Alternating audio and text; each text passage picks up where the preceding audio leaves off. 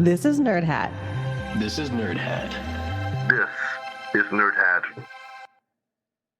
Nerd Hatters. Bitches. So, that's it. That's the episode. It was great to talk to you guys. Bye. So, Nerd Hatters, we are here for a special bonus episode. And the plan is to drop one of these bonus episodes each quarter. We might occasionally have more than that, but the plan is to have at least one bonus episode in our regular format once a quarter. So we're going to invite guests on once a quarter to battle it out like Will and I have been doing on our other episodes. So our first victims are... our first contestants are Wes from Twin Cities Trekkies podcast, and Casey from the at Holodeck 4 Instagram, and you're on TikTok as well, I believe. Yes. Yes, everywhere. I'm everywhere. Everywhere. YouTube. The YouTube. Yeah, YouTube too. Yeah. She is everywhere, and she posts Star Trek memes. That's kind of your main gig. But have you done GIFs? GIFs? However you say that. Have you done GIFs? I've done a few. Yeah. Her favorite subject is William Thomas Riker, I think. Is that fair to say? That's fair to say. Yeah. She has a lot of Riker memes. Well, for those in our audience who do not know the two of you, do y'all want to tell just a little bit about yourselves, whatever you want to share, where you're from, what you do, anything you want to share, something weird, I don't care. Casey, if you want to go first, and then Wes, if you want to introduce yourself a little bit as well, that'd be great. Sure. My name is Casey. You know me as Holodeck 4. I live in Savannah, Georgia. I am married to a wonderful man, a nurse, and we have one son. And yeah, that's it. I love Star Trek. She does. And Casey has been a guest once before on our podcast. Yes. And we covered an episode of Deep Space Nine, as well as the broader topic of the women of Star Trek. So go check that out if y'all haven't listened to it already. I believe the episode title is just... Oh, no, it's... Oh, darn it. I can't think of it off the top of my head. Yeah, it's been a while. Yeah. But Kira Nerys features prominently in that episode. So yeah. I will post in the show notes a link to it. So, Wes, you want to tell us a little bit about yourself? Yeah, sure. My name is Wes. I live in Minneapolis, Minnesota. I have hosted Twin Cities Trekkies for nearly 4 years.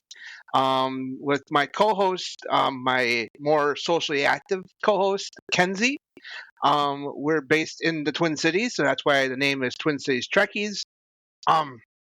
And I'm married to my wonderful wife, Holly, of 5+ years. And I have a 7-year-old cat who is sitting right off screen. You know, you can't really see her, but but she is definitely has a lot of tortitude and stuff like that. She's a tortoiseshell calico cat. So she has a lot of attitude. So I think that's all about me. And I'm going to talk a little bit about my podcast quick. I talk about everything from the original series all the way to Strange New Worlds, everything in between. Richard was actually on. I'm just going to put a little plug in. Richard was on the show last summer, talking about Star Trek Generations. So he was on the show back in August of last year when I did my Star Trek film extravaganza. So that was a lot of fun talking about with him Generations for an hour and a half. So yeah, that was great. Yeah, that's my favorite TNG movie. I know that puts me in the minority with TNG fans, but I really like that movie, and I had a lot of fun talking with Wes. So yeah, go to Twin Cities Trekkies Pod. You can find on Spotify, Apple. Are you on some other services as well? Yeah, I'm on most of them because Spotify actually hosts the show. Because it was originally on Anchor, but then it got bought up by Spotify, and now it's on Spotify full time, stuff like that. And I encourage everybody to leave reviews too. I encourage everybody to leave reviews. I've had a couple of them. So, yep. All right, no, honestly, yeah. So wherever you find these folks, whether it be on social media or in podcast land, give them a like, follow, comment, subscribe, all that good stuff. Yeah. So thank you both for coming on for our first bonus episode of season 6. And we are going to follow our normal format here, which means these two are going to battle. They're going to war. They're going to fight for Laura's approval. Yay! So, yeah. Yay! I'm trying to think of So great. a Star Trek analog. Would this be like in the original series where they have to fight for the mate? What is it? Spock and Kirk have to fight each other. Yes, Forget the name I of that was just episode. thinking about that when you were saying that. Were you? Yeah, To the death. I was. No, I'm just kidding. It's not going to be to the death. So Hope not. they are each going to advocate for a different Star Trek property. So Casey is going to be fighting on behalf of Deep Space Nine, and Wes on behalf of Star Trek Voyager. And Laura has decided that Casey shall go first. That's right. So just like our normal episodes, each person will have 10 minutes to make their case, make their pitch for their series. And at the end of each person making their pitch, Laura will then discuss, debate, ask questions, etc., and pass judgment. My favorite pastime. I'm also thinking of Gowron for some reason. Gowron is coming to my mind. We may hear about her in a minute, but we'll see. All right. Contestants, are you ready? No. Oh, wait. Hold on. Do you have something to say? Yes, I do. Hi. I don't know much about Star Trek. Okay. I just want to make that very clear. Like, I think you've mentioned a couple characters or beings since we started recording, and I'm like, oh, I don't know what that is. I just want to let you know that that's how much I know. Okay, so like you've never seen TNG, nothing. Say that again. You like might you've know, never like, seen the name of the next card. generation. Okay. Yeah, it's cool. And LeVar Burton. Okay. Reading Rainbow. That's how much I know about Star Trek. Okay. So Okay. yeah, you're coming to her as if you were trying to convince someone, a newbie, like to That's watch what I that. am. It's not if. It is true. Okay, so Deep Space Nine, it's a lot different than the other Star Trek series. It's a lot darker. It's more philosophical. There are religious themes. There are terrorism themes, themes of homelessness.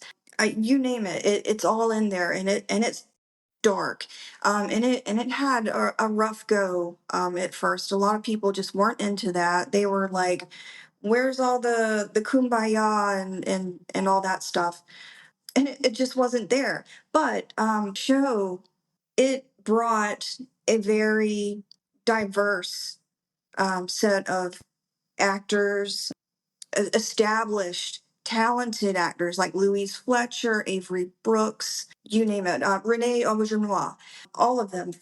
They've been established, they've been around for a long time. And so the characters they were able to bring to life, they were very complex characters.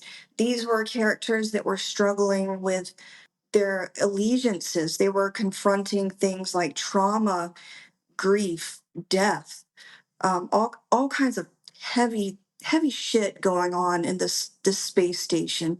And this ain't no Babylon 5. This is Deep Space Nine, okay? Okay. And so yeah, these characters are very strong, they're very grounded, and they're very diverse.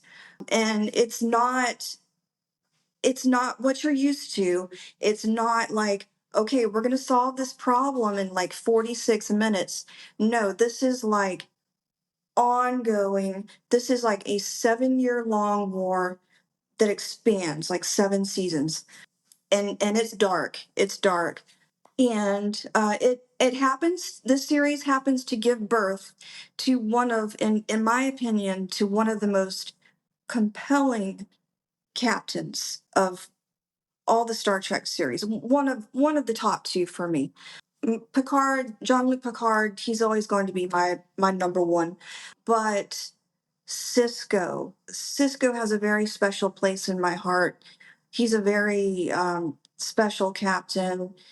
He brings a lot to the table, a lot of depth. He's a role model, particularly for African American men, in how to treat your son. He's strong. He goes from a mourning father, who lost his wife, to a captain, to a diplomat, and in the end, a celestial entity. It's very deep. And like I said, there are all kinds of themes. There's religious themes, themes of like LGBTQIA. This show features the fifth lesbian kiss in TV history. Oh wow. Yeah, and what I also love about Deep Space Nine is the fact that they expanded on the Ferengi race. You got a little bit of that in TNG, but it, it's just not like Deep Space Nine. They just really gave it depth. They went into the Ferengi society. They take you to their home world. You see how their government is set up, and there's a lot of work to be done there, and they show that they begin to evolve as a race, and especially like with Mookie, Quark and Rom's mom. She does a lot to advance women in the Ferengi society because they're very subjugated. They're not even allowed to wear clothing. And by the end of that, you see the Ferengi women starting to wear clothing and deal with government affairs. This is huge. And I really wish they would have like expanded on that more and like maybe even started a series, based on the Ferengis, but I don't guess we'll ever get that. I just also I was going to bring up the point that they take a few characters from TNG, and you don't really need to have watched TNG to know like what's going on with these characters, but it's kind of nice to see how how they took those characters like Worf, O'Brien and his wife Keiko. They took those characters and expanded on them. They showed O'Brien. He's more than just an engineer. Like he's a union man. Like he's a badass. And they like with Keiko, they show her more in depth as a mother, as a teacher, and all that good stuff. And I love Deep Space Nine. I love the show, and I hope that's enough to compel you to watch it. So, Casey, you still have 4 minutes, so it's up to you whether you want to use the remainder of your time. You can also just. Can I ask questions? Yeah, We got What's 4 minutes. TNG? The Next Generation. Okay. Pika. What year was this made? This Deep Space Nine. What year? Like, what's the time span? Not time span. They're set in the same century. Like, when was it made? Like the movie? When was it? Or sorry, the series. When The was it? series. Yeah. It was 93 or 94. I think it was 94. Okay. Yeah. Okay. So you said Captain Cisco. Like Yes. you said, he becomes a celestial entity. What does that mean? Okay, so there is a planet that is beneath Deep Space Nine. They're protecting Bajor. It's Bajor, and the Bajoran people. They have this religion, and they have Captain Cisco basically becomes their emissary, their god, Okay. their protector throughout this. They just all of a sudden they're like, oh. hey, you're our god. So yeah, I don't really know how to explain that better. No, yeah, I was just curious. I was like, "Whoa, what does that mean? Does he grow wings?" Yeah, That's what. no, he Okay. like, yeah, he like dies in the end and like becomes a god, like the wormhole god, you know. Okay. And what is Deep Space Nine? I'm so sorry. I feel so lame asking. No, Is that a ship? It's kind of like a ship. It's like a base. It's like a star base. Okay. It's just kind of You said there was a there. planet below it, and I was like, if it's below, it's probably something that's floating in space. Yeah, yeah, yeah. Just it floats. I'm not sure like the mechanics how it's like anchored there, so it doesn't float away, but Okay. it's there. Okay. All right. Okay. Cool. Thank you. all right. Do you want to add anything more, Casey? You got 2 minutes. No, I think I'm okay. All right. All right. Are you good to go, Wes? You ready? As well as ever be. All right. Dear Nerd Hatters, I have good news. The Nerd Hat team has officially launched a Patreon account. You can join us at one of 3 different tiers. Tier 1 members get access for only $1 a month to bonus episodes and the Nerd Hatter Chatter discussion group. Tier 2 membership at only $3 per month connects you to bonus episodes, Nerd Hatter Chatter, and voting rights. And finally, if you choose Tier 3, for $5 a month, you get all of the above, and you will be invited to join us once a month for a live stream event. So what are you waiting for? Go to patreon.com/The Nerd Hat Podcast to join the Nerd Hatter community today. And now back to our regularly scheduled programming.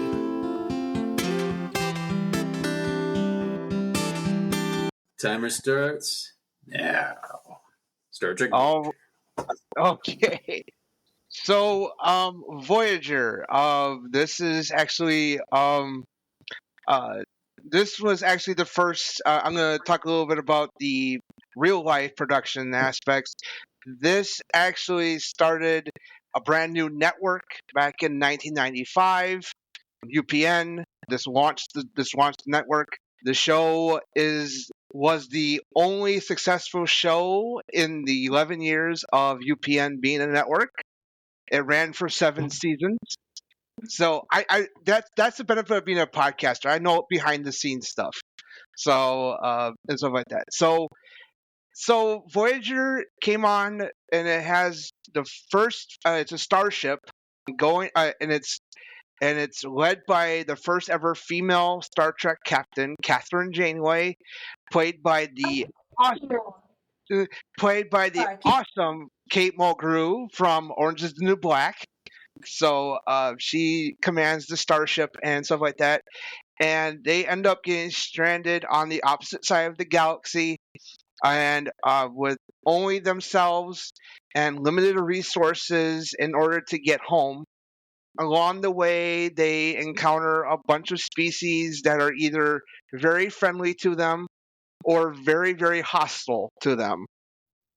There's many different species, but they have a diverse cast, just like Deep Space Nine does, in terms of who plays who and what role they play on the starship. Janeway has a first officer named Chakotay, who's Native American, and they explore his culture a little bit, how his rituals of how he did with Native American culture on his planet and stuff like that. But there are other characters in the show. We have a holographic doctor who is the one treating the crew after the original doctor dies in the transit from the Alpha to the Delta quadrants. So he's the one has a really terrible bedside manner, but he grows throughout the entire series. He actually, I think, experiences the greatest character growth in the entire show, because a lot of things happen for him that it's kind of like he's kind of like the Data of Star Trek Voyager. Data is an artificial intelligent being. The Doctor is an AI. So stuff like that.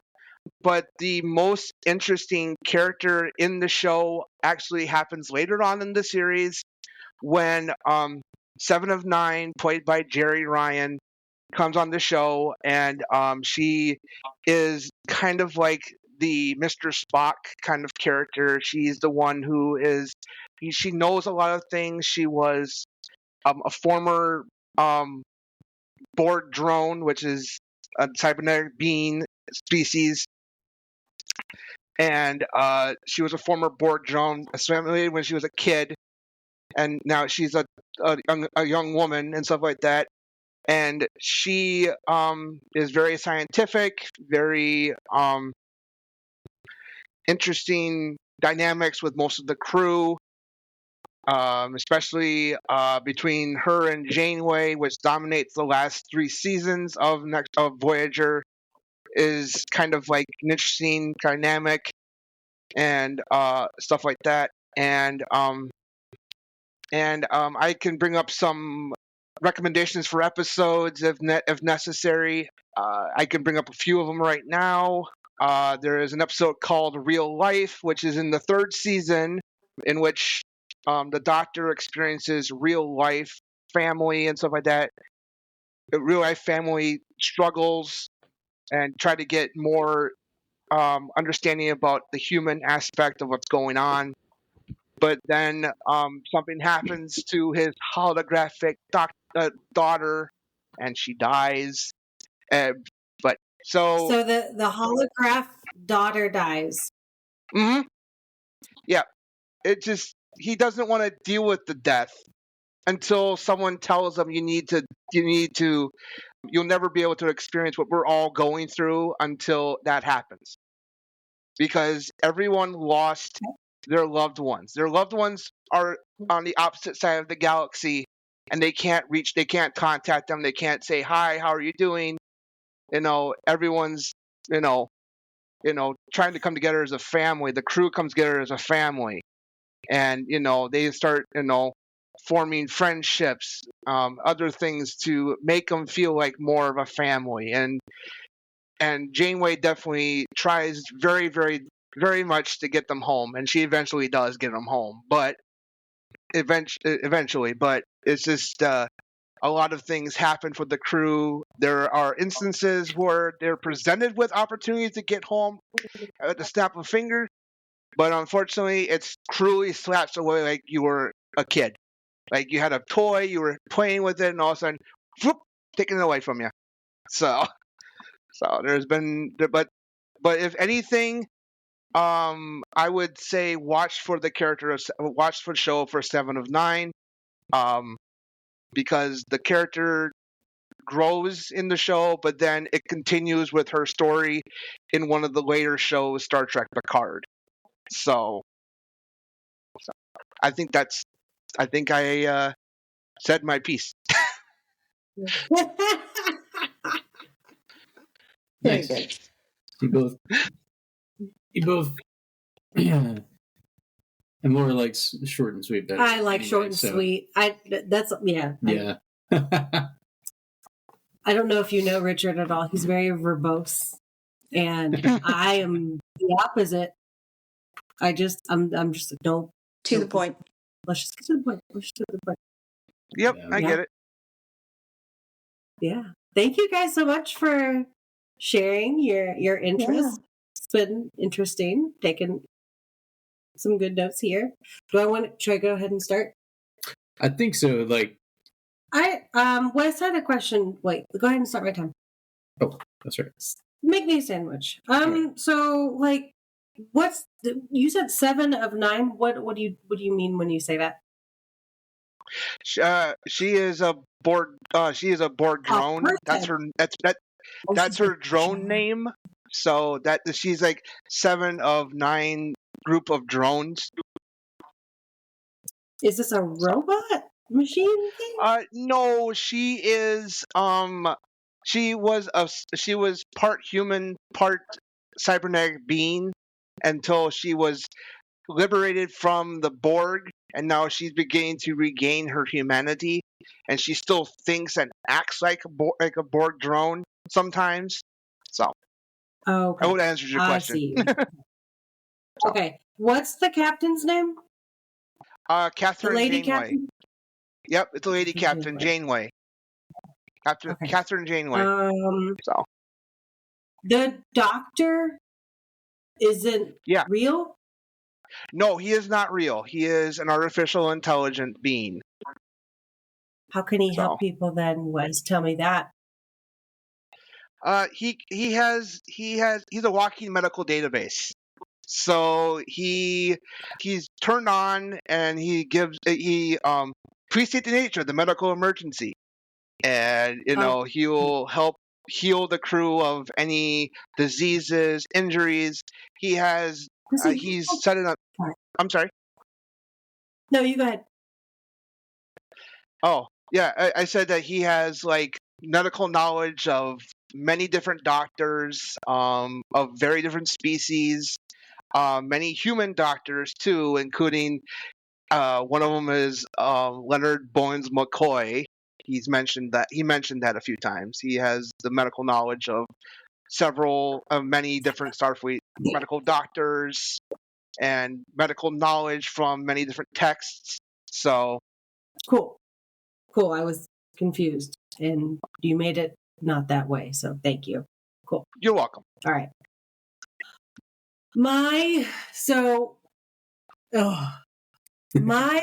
I've watched a few episodes. I don't know what year they were made. I don't know what sequence it was in or what series it was, but I've seen a few. And I think my biggest turnoff with this everything Star Trek, except for the movies they've made, is that the acting, the style of acting, from what I've seen so far. I have not seen. I don't think I've seen. Have I seen either of these? Have I seen any episodes in either? I don't think we've. I think we've only watched a Some few. of them sound familiar. We've watched a couple of TNG episodes together. Okay. Unless you happen to catch them with your brothers growing up or something. I doubt that. Randomly. No. So I don't like. I don't like this. It's like stage acting. I don't know if you guys have been to a play recently, but like the way people act on stage is very stage centric. Like they're very like it's like they're singing their Trying to words. project to the back. Project, of the audience. yeah. And it's not like up close and personal for me. So I anytime I've tried to watch Star Trek, I'm kind of like, I know what they're saying is important, but their acting style is very distracting. Like I really like Picard. I don't like the way, and like he's been on Broadway, hasn't he? Or we're probably at some point, but the Royal Shakespeare Company is something That he was thing. a part of That for, thing. for many years.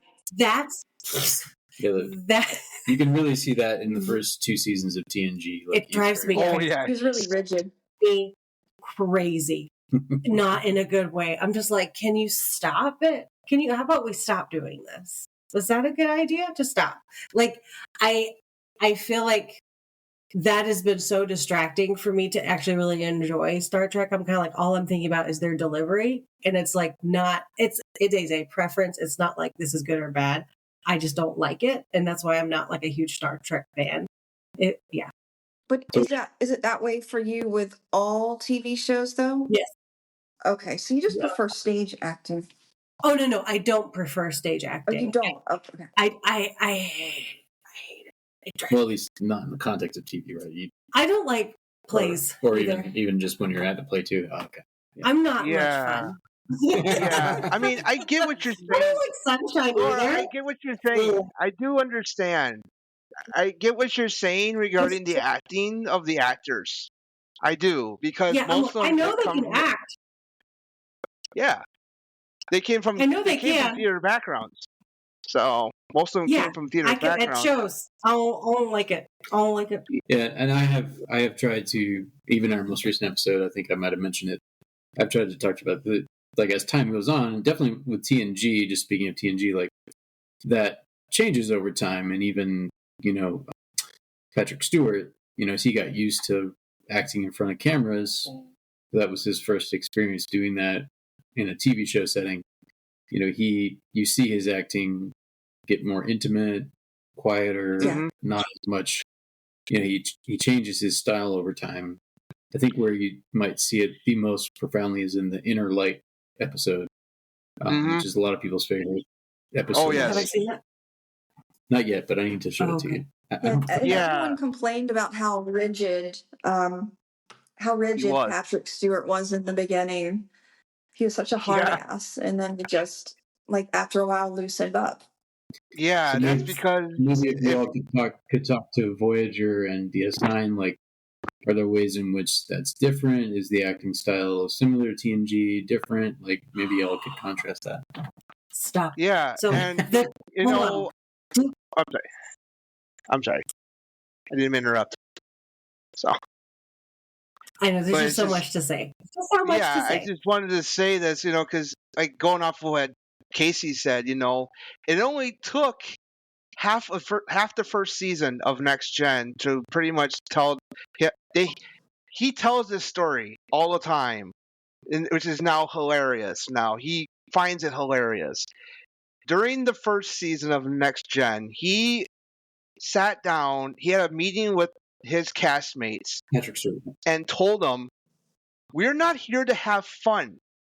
We are here 16, 18-hour days a week, 18 hours a day, 5 days a week. Ugh.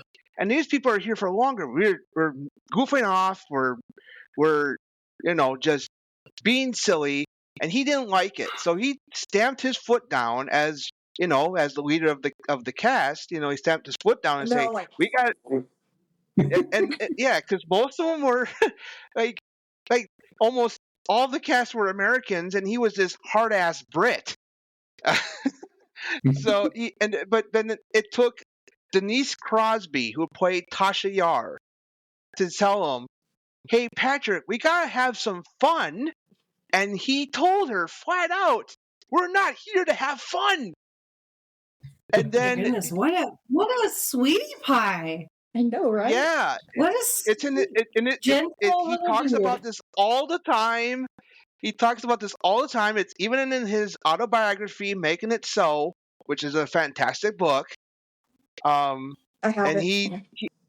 and it's he finds this story hilarious now because after having that meeting, after having that little meeting between him and the rest of his cast, he loosened up.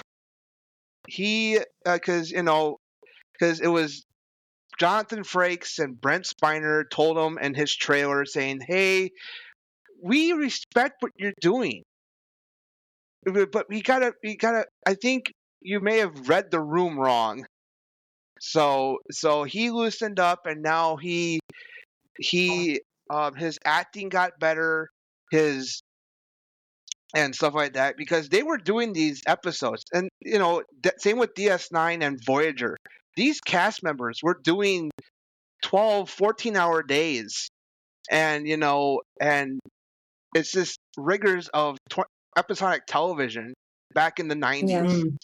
So, and Yeah. I heard Avery. Sorry, it's I just heard crazy. Avery Brooks was a tightwad too. At Oh, first, Yeah, he was. Yeah, Yeah, I heard that that's what I same. heard. I heard the same thing. I think, if I'm not mistaken, I think one of the cast members mentioned it on the documentary about DS9, the What We Left Behind. What was it? Yeah, What We Left Behind It was like a documentary. stage nander or something. Yeah, I think or something like he that. came But from theater background as well, did he not? yes, he came from a theater background. Most of the cast members Yeah. of these 90s Trek shows had backgrounds in theater before they did Star Trek. So, and most of them had done television. I mean, but not everyone did. So, beforehand. So, All right, so Laura's timer has gone off, but are there any further questions? you Yes, can there are 1,000. ask? We do have a little extra time, so Casey, Yes. in Deep Space Nine, what's the acting like? What's the acting like? The acting, yeah. What's it like It's, compared to this stick up his butt Picard in like the first few seasons? Like, how is it compared to that? Keep in mind that I've already made my decision on who's going to be my new best friend. yeah. Oh my gosh. Just kidding. Why are you asking that? Yeah, like, okay, so like, what's the acting? I mean, the acting is brilliant. I mean, the actors are great. They really they play their parts very well, and they give their characters depth and warmth, and Mhm. you can feel everything, and they're just I don't know. They're not like tight and rigid, but they're very serious. Okay, Yeah, yeah. Okay. I would say. cool. And Wes, how about you? How about what's the acting like in Voyager. Voyager? I'm just gonna go off of more of a. But to answer that question, I'm gonna go off more of like a real life perspective regarding it. By the time Voyager came around, the franchise had been going on consistently for then 8 years at that point, consistently with no breaks. So the acting of Voyager is very much, and it's very much indicative of what they did for the latter seasons of the later years of Next Generation, in terms of how they acted and stuff like that. But unfortunately, it's what they were given as with the writing staff on Voyager was the same on DS9, was the same on Next Gen. There was crossover between the shows, obviously, but Okay. because they were all on the same lot on Paramount and in California. But it's just what they were given for what they were their acting. Depending on how you look at it, some of it's good, most of it's good, I should say, for what they were given back with the writing that they were given. But some of it can be a little bit cliched and a little bit, and they rely on too many tropes that they got. It's kind of like going into the well too many times. So Okay. Yep. All right. Last question. The chick who's empathetic but is mostly annoying, was she like Kez? what Is it Kez from Voyager? is that what it is? Is that who she is? She has you're big right. hair, big black hair. Big Oh, that's black. Deanna Troy. Oh, you're doing Deanna from the Next Generation. from the Next Generation with Picard. I don't know what it's from. The one I who just can, don't like read her. people's emotions. I don't like her. Yeah, she's not You in don't- oh. these series. Well, You know why? Because Why? she does pop up in Voyager on 1 or 2 episodes towards the Yeah. end. But yeah, she's not a regular Yes. of these series. good. I don't like her. And I can Okay. probably No. tell you why she was on Voyager. Why she was on Voyager was she- because Voyager's ratings were tanking. And they needed TV someone hot, and I don't like her outfit. No, hold on. Everyone shush. I don't like how they dressed her. I don't like how they did her makeup. And her character could have been better. Just do better, America. Do better. Do better. Yeah, No, like they just made her. Let's have this sexy, somewhat dipsy sounding, not acting, face and butt no, her. It's just no. Well, see, that's how I feel about 7 of 9. I think Yeah. that's why they brought her on. She does wear, what do they call it? yes. Oh. It was. Is 7 of 9 the blonde, Yeah, short very- hair? Mhm. I don't like her It's either. always- it's always- You and me, Yes. Casey. Yeah, I no, mean, she's a no. No, Yeah, that is a yeah. dude deciding to put a hot chick on the show just for likes. No, and women can see through that. No, Yeah, Now, I will can say- probably. One second. That's one benefit of me being a podcaster. I know all these background stuff. the reason why they brought 7 of 9 on the show was because Voyager's TV ratings were actually tanking by the end of the 3rd season, and they needed let's that put a crucial sexual 18 interest to in there? 49 male No. demographic. Yeah. So Yeah. Now, see, they didn't have to do that with Deep Space Nine because the writing no, and they the didn't. acting was superior. Now, They didn't Yeah, have to do that. and There was none of that. Right. But it did have And- a hot doctor. yeah, and If I could tell you on that, Julian yeah, Bashir. Julian And Bashir, what a heartthrob. and that's why I actually prefer DS9 to Voyager. Actually, like I said about 7 of 9. Yes, she was the blonde bombshell for Voyager. Yes, which boosts ratings up because you go like, oh, look at males. Oh, she's hot. But underneath that exterior, she's a very smart ass. She's very I smart. know that. Yeah. No, She's very character is smart. also She's very very- intelligent. She's a lot of good things about her, and Yes. that's why I say But that's not why they brought her on. that. No, it is not. It is not. It is not, Casey. It is because of the man. It is because of the young male demographic that they Male wanted so demographic. bad. So, but I'm just saying that I agree with Jerry Ryan. She said this when Picard was airing, that she preferred playing 7 in Star Trek Picard than she did in Star Trek Voyager. And I completely, 100% agree with that statement. Because Was she wearing I think clothing? she's regular clothes. regular clothes, and then eventually she becomes captain of the Enterprise. So, Yeah. spoiler alert for season 3 of Picard. But Damn it! she becomes a captain Now, of an Enterprise.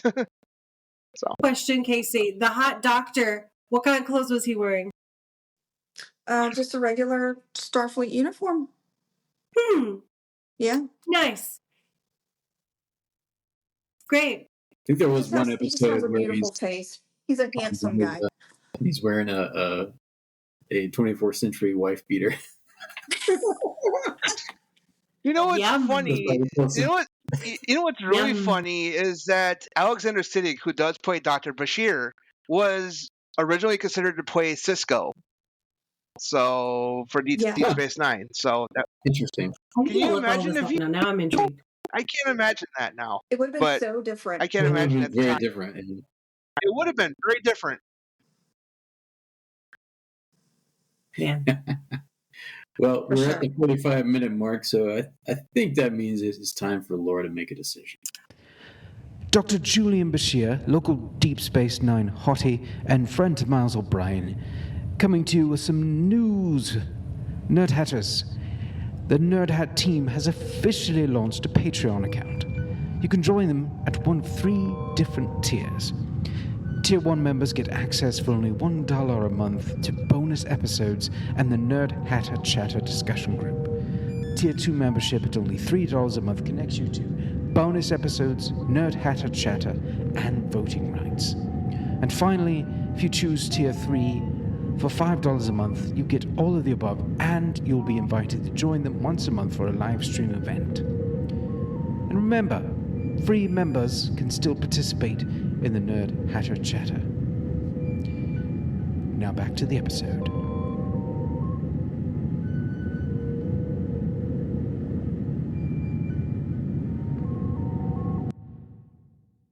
I would. This is fun. I will say before say this is no drumming. No, I have appreciated this dialogue, and you guys have made me interested, which is not what I can say for Aquaman. Oh yeah, we covered Aquaman. One of the first things we covered, Or after she like- came on the or like podcast. a bunch of other things we've talked about. So you've got me interested. Thank you for piquing my interest. I would watch Deep Space Nine. Yeah. Yeah. Congratulations, But Casey. You won this debate. Thank But you. Wes, just want to let you know you were a close second. You did really good, Okay. Wes. Yeah. No, like I'm actually curious about both if I had to choose, but like I would like they're both interesting. I find them both interesting now. If So I could, make a recommendation, watch TNG, go to Deep Space Nine, then Voyager. why? Is that It's how that just works? it's just the order of things, and it was just That is how they were filmed. Yeah. Oh, okay. That sequentially, like, Okay. yes. like you had TNG ran to 1993. Deep Space Nine actually started in 92, so it started while TNG was still going on. Yeah. And they had the initial episode, they had a little crossover between the two Some shows. overlap. And Okay. then Voyager came on in 95, so for a while, both Voyager and DS9 were people could have 2 Star Trek shows each week, which was awesome. I would lose Yeah. Those were the days. lose my shit. Lose it. Yeah, Yeah, that's no, I- the days of back then, overload. Days of overload. What year was that when that was happening? Those were all the entire 90s, basically. Aw. From 95 to, I think, 99. It was 99, I think, when DS9 Hold ended. on. How Yes, old were you guys in 95? I was Well, I'm- about 5. Oh, go ahead. Go first. I'm 42 now. I don't know. I'm not good at math in my head. Okay. Yeah. That's Whatever. fine. Well, I was I'm 42, so I you was would have been- I was a little over 12. 5 years old when in 95. So You're an 89 baby? yes, Me too. I'm an 82 baby. 82. yeah, I was a little over 5 years old when Voyager started. Yeah, so from pretty much from 93 when DS9 started all the way to 99, there was 2 Star Trek shows going on at the same time with a little bit of a break in the middle of DS9 with the first half of season 3 of DS9 because that was 94-95, and part of that season they were the only ones on the air because TNG had left the air, so had ended, and so they were on the only ones until Voyager came around. So but I'm gonna tell you this much: if you want to, I have a recommendation for one of the DS9 episodes. So, it's past tense, parts 1 and 2. So that is an episode about a 2-parter about homelessness. So they were doing a story about homelessness back in the 90s. So It's called past tense. yes. Oh. And Okay. surprisingly enough, that's actually the last 2 episodes of Deep Space Nine before Voyager premiered. So My in goodness. 95. Okay. Yep, I know the whole. That's the benefit of me being a podcaster. I know background stuff, so I like that. That's why I like that. I like that about me doing this podcast and stuff like that. That I do. And if I may, because I think that you will love Kira Nerys. She's a kick-ass woman. You will like Duet. And that is actually the episode we talked about on your podcast the last time. That's the one I picked. It's a great in-depth episode about Kira. Yeah, Cool. and also I did it for my show as well. Last year on Twin Cities Trekkies, I did a 30+ year celebration of Deep Space Nine because I was originally planning to do it in 2023, but with the SAG-AFTRA and WGA strikes, I pushed it off 1 year. And I had another Star Trek podcast on my show called the Random Red Shirts podcast. We talked about Duet. So, and we talked about how powerful it was. So, I recommend that episode as well. A lot of forgiveness in that episode. A lot of Yeah, and I watched confronting of it. people's prejudices. That's what I really like about it. I like Ooh. confronting your own prejudices. I think that's the main message of that episode. Confronting your own prejudices. Because you hate these people for so long, and then something happens that makes you rethink them. So Yeah. And I will say too, like one of the things that set DS9 apart from either Voyager or TNG is that the storyline was serialized for the most part, particularly once you get into the Dominion. Deep Space Nine is episodic with some serialization. I mean, yes, most of the because I will say this: I enjoy DS9 because with the original series and Next Gen, you have these perfect. You have humans who go to each planet, they solve a problem in 45 minutes, they move on to the next planet. Whereas, and I know Casey had mentioned this, and I was So gonna, productive. I can elaborate further on her what she was saying. DS9 has Starfleet characters, and alien characters who make a decision, and then they follow up on it. Sometimes Yeah, it's like the ripple. You can see how it ripples. Yeah, it's they deal with. Okay. I just had an episode Cool. drop yesterday talk about this. These characters deal with the consequences of their actions, and that's what sets Deep Space Nine apart from Next Gen and the original series, because they deal with the consequences of their actions. Voyager is kind of like that. Voyager kind of deals with that, but it's more episodic. So, but there is serialization. Some of it, because trying to kind of like a hybrid of Next Gen and Deep Space Nine, I would think, in terms of how they structure stories and stuff like that, is a kind of a hybrid between the Next Generation and Deep Space Nine. So. Yeah, it's the big thing in Voyager is they're stranded on the other side of the galaxy, and they're trying to find a way to get home quickly. Yeah, so that it's storyline Gilligan's continues. Island in space. I'm going to say that it's Gilligan's Island in space. I would say it's Gilligan's Island in space, and but I have said this before. If on my show, actually, I've said this before. If Voyager had been made today, it would have been in the style of Ron Moore's Battlestar Galactica.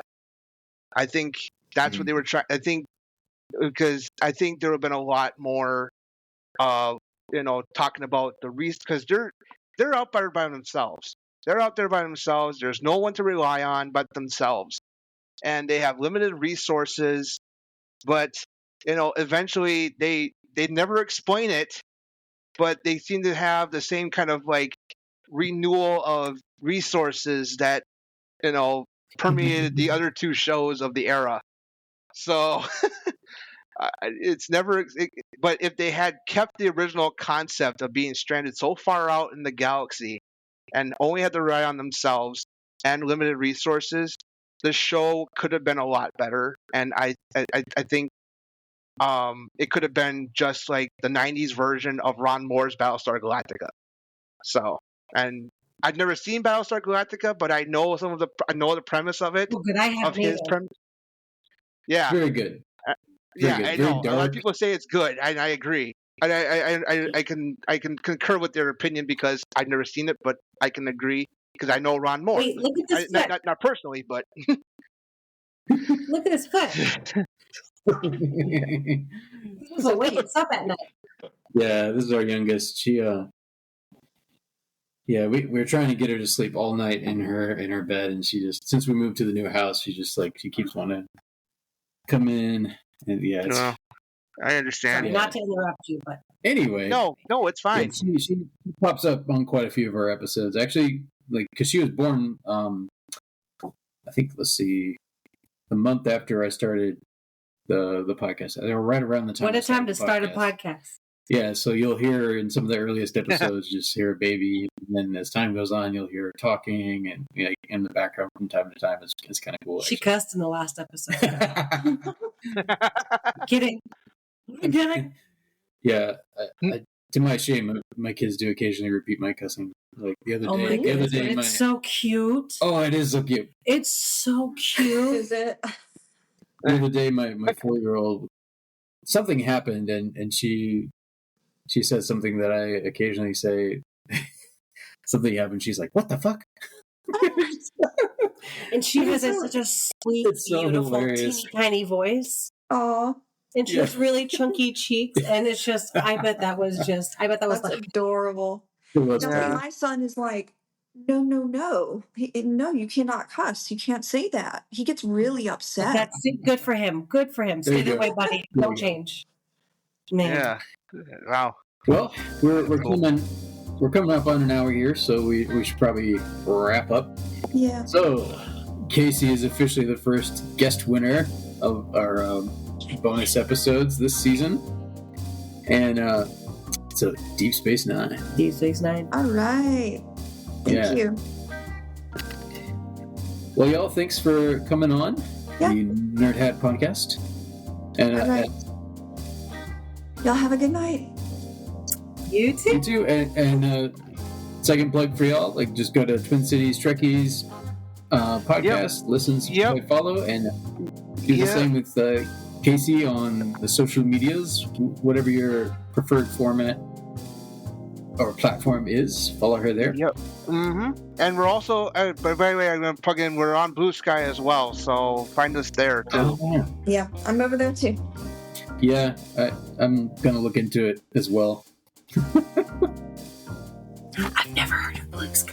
Blue sky, But I believe It's new. shining at me. Oh, okay. It's been around for about a year, yeah, apparently.